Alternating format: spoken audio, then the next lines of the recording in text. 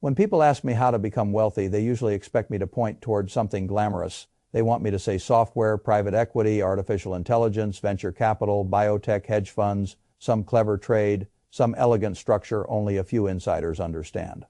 I understand why the public likes stories that sound modern enough to justify envy. But if I look back across the businesses I have admired most, one truth keeps coming back to me. A great many fortunes are built not from fashionable businesses, but from boring ones. That sentence disappoints people, which is one reason it is so useful. Boring businesses do not flatter the ego. They do not give you much to boast about at dinner. They do not make you sound like a visionary.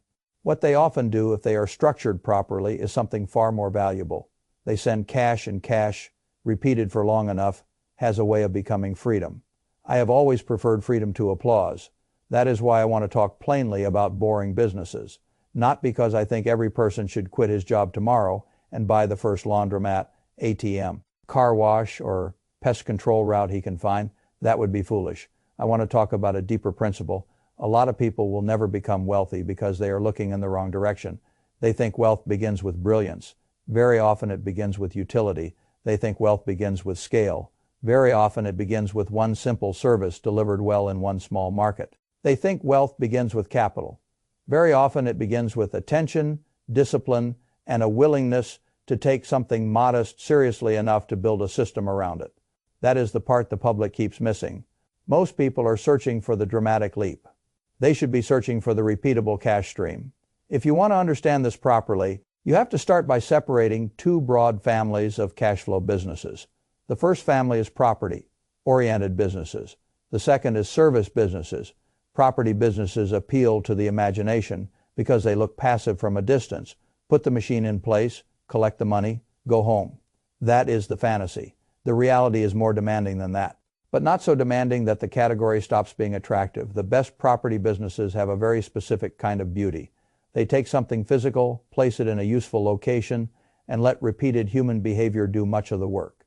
The behavior matters. Whenever money arrives through repeated low-drama actions, I pay attention.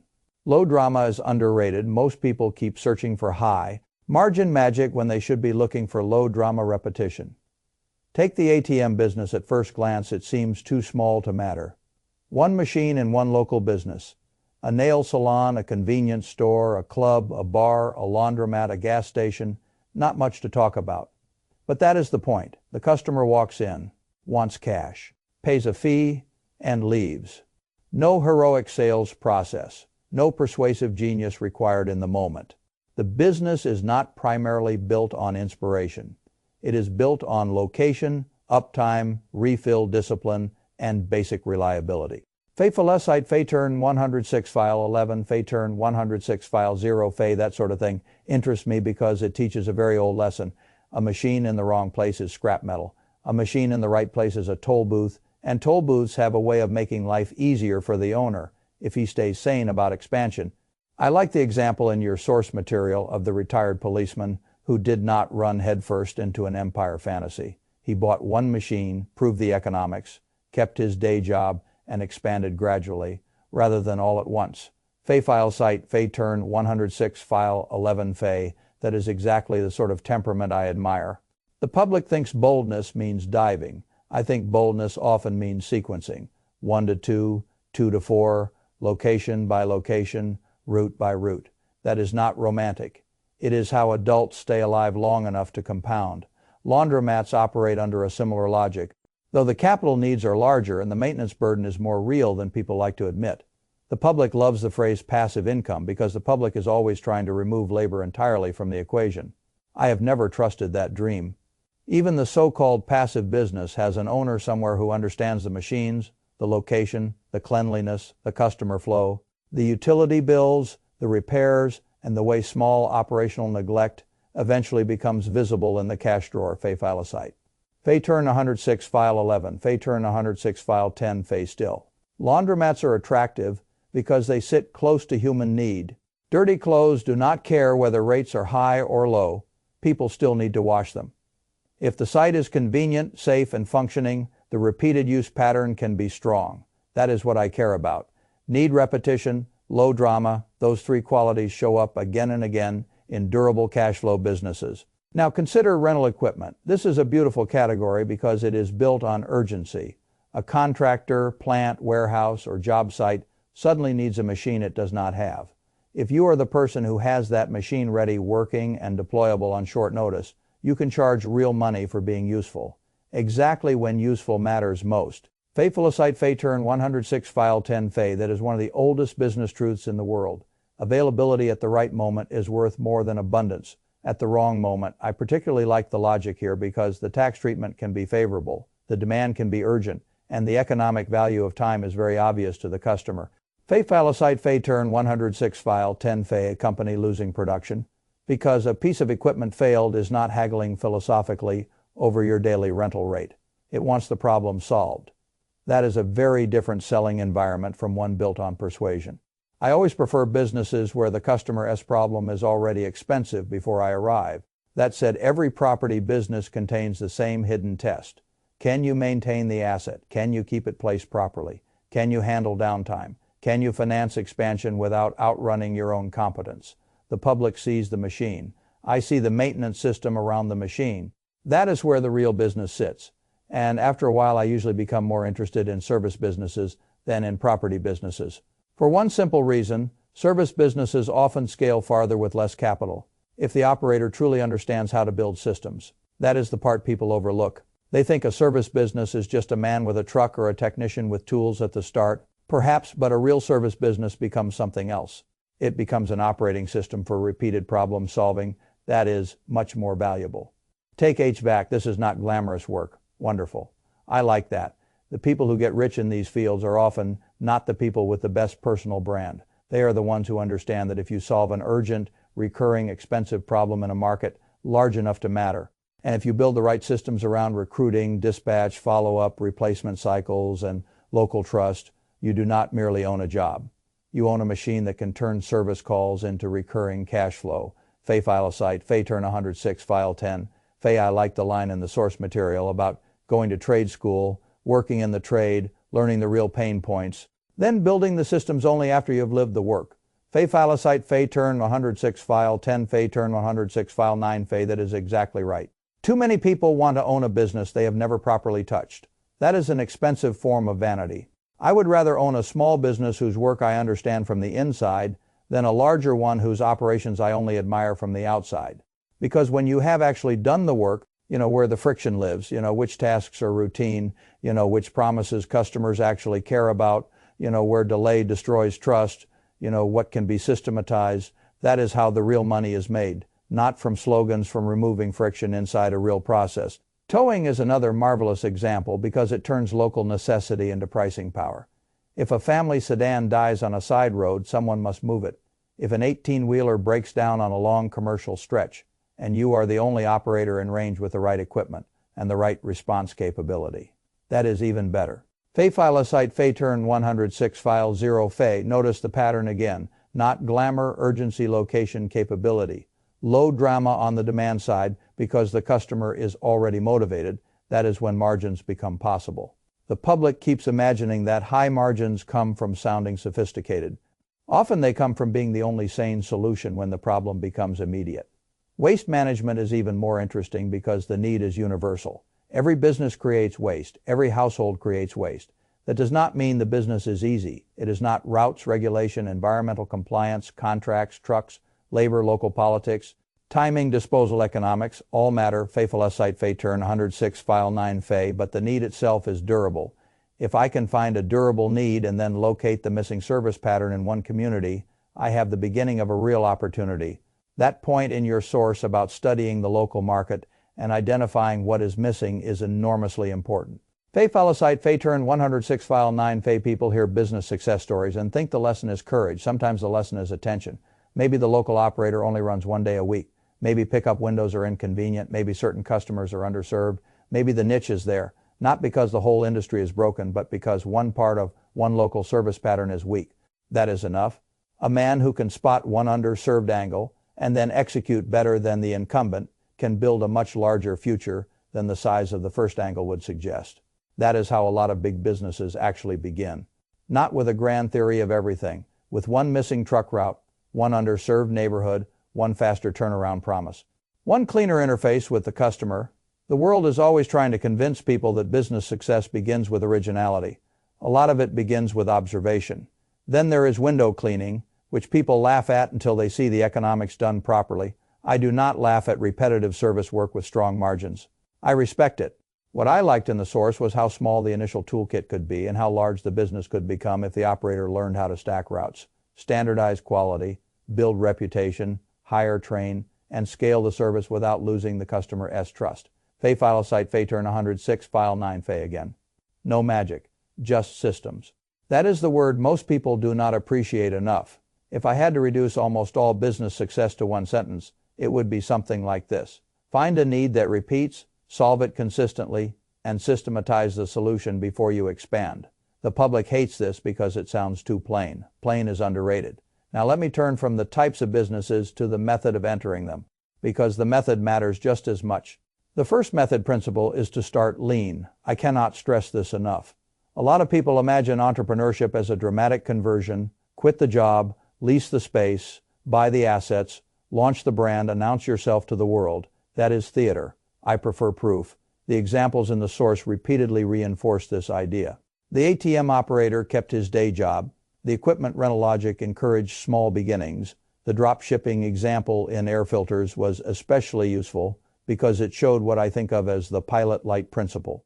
Fay Felicite Fay turn 106 file 11, Fay turn 106 file 10, Fay turn 106 file 9 Fay. Before you build the whole furnace, prove the flame. That is smart. If I can validate demand before making the heavier capital commitment, I reduce risk enormously. Most people do the opposite. They spend heavily to feel serious, then hope the market validates their seriousness after the fact. Hope is not validation. Orders are validation. Calls are validation. Contracts are validation. Customers are validation. That is what I want before I fall in love with the fixed cost structure. If I have a service business in mind, perhaps I create the landing page first. I run some local ads. I see whether real people request the service. Perhaps I fulfill those requests manually or even subcontract the early fulfillment while I learn the economics and customer acquisition pattern. Fay Felicite Fay turn 106 file 1 Fay turn 106 file 9 Fay. That is not cowardice. That is adult risk control. It lets me discover whether the machine can be built before I purchase every part of it. The second principle is local domination before expansion. This one is vital. Most people fail because they try to scale disorder. They imagine geography is the opportunity. Very often process is the opportunity. Domino S began in one place, learned what the local customer wanted, built a workable delivery system, and only then extended the logic outward. Fay Felicite Fay turn 106. File 1 Fay that is exactly the right model for most boring businesses. One neighborhood, one town, one route, one type of customer, one narrow service promise. Get it right, document it, then move. The world now is even better for this than the old world was because local distribution through digital channels is astonishingly underused by many traditional operators. Fay Felicite Fay turn 106 file 10 Fay. That is a gift for the disciplined entrepreneur. He can beat the older operator not by inventing an entirely new industry, but by understanding that attention moved while the incumbent kept spending money on old habits. That is what happens in boring industries all the time. The customer changed channels, the incumbent did not. The new operator who understands local digital demand capture, response speed, review management, repeated follow-up, and service systems can build a much stronger business than the older owner realizes. The third principle is frugality at the owner level. This point in your source was tucked in casually, but it is more important than casual readers realize. A great many businesses do not die because the idea was weak.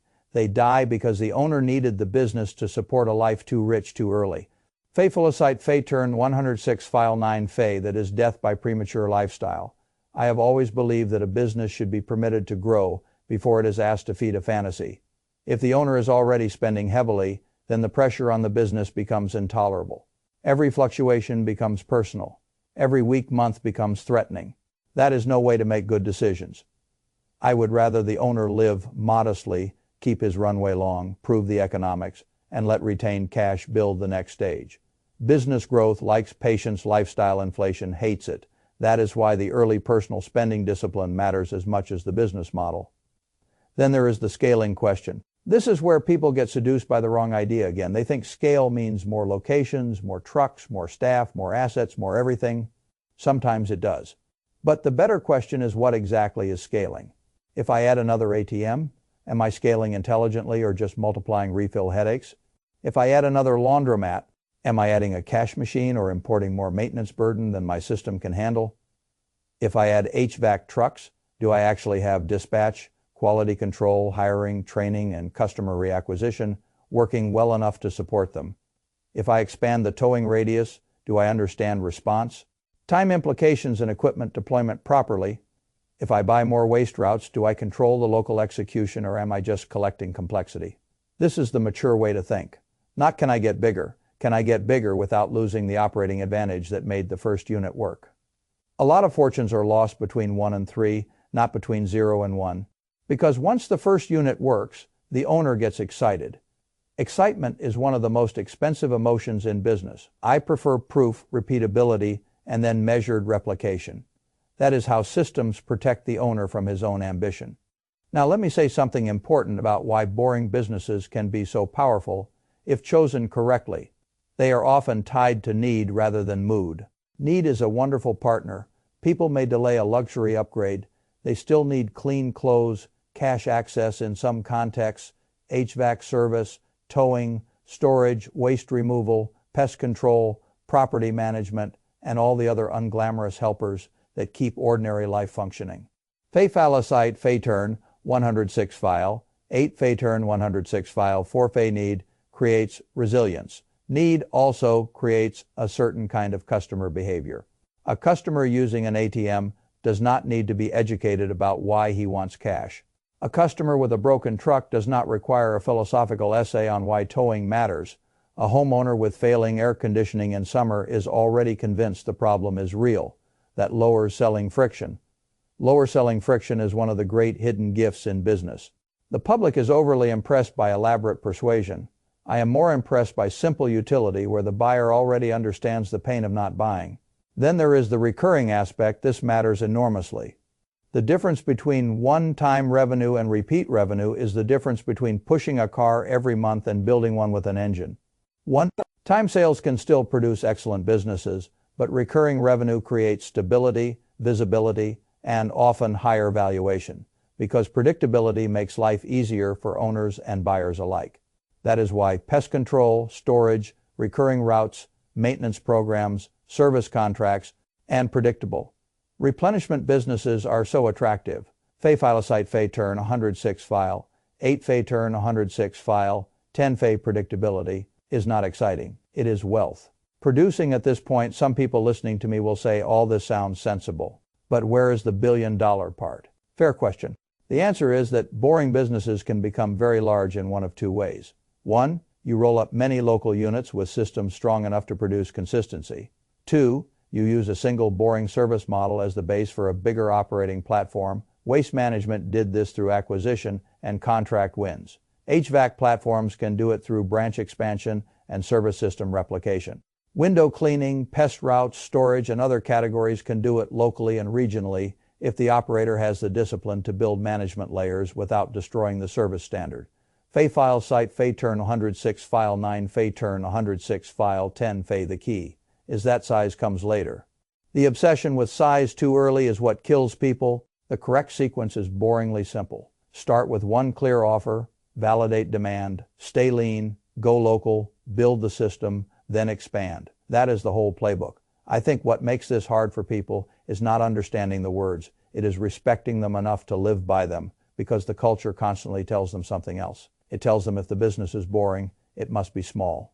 If the business is local, it cannot scale. If the business begins with one route, one truck, one machine, one contract, one niche, it must be beneath them. That is vanity speaking. I have no time for vanity and capital allocation. I care about economics. A boring business with strong economics is infinitely more attractive to me than a sexy business with weak economics and a large social media following. And finally, I want to return to the most important phrase in the whole file, cash flow checklist. That is exactly the right mentality. Phalanxite Phaturn 106 file 9. Phay not business fantasy checklist. That is how grown men and women reduce ruin. Can I start lean? Can I validate demand early? Can I solve a real problem in one market? Can I maintain the asset or service quality? Can I control the route, location, or relationship that produces the cash? Can I expand only after a system exists? Can I keep my own life cheap enough that the business is not strangled by my appetite? If the answer is yes often enough, the probability of success rises dramatically. That is not magic. That is structure. And structure is what I trust most in money. So if I were speaking to someone who wanted to change his financial life and was waiting for some brilliant, glamorous business idea to descend from the heavens, I would tell him to stop waiting. Look around the town. Look for neglected machines, underserved routes, weak response times, outdated service businesses, owners ready to retire, recurring low, drama needs, and places where a better operator could quietly build a toll booth. Then begin smaller than your pride would prefer. That last instruction may be the most valuable of all, because pride is what stops people from building the first boring thing that could have set them free. I have never found pride a particularly good allocator of capital. Usefulness is much better. And if you can stay useful long enough and keep repeating that usefulness in a structure the customer keeps paying for, the world may one day call you lucky. It was not luck. It was boring, local, low drama repetition, done with more seriousness than the crowd thought it deserved. That is how a lot of real fortunes begin.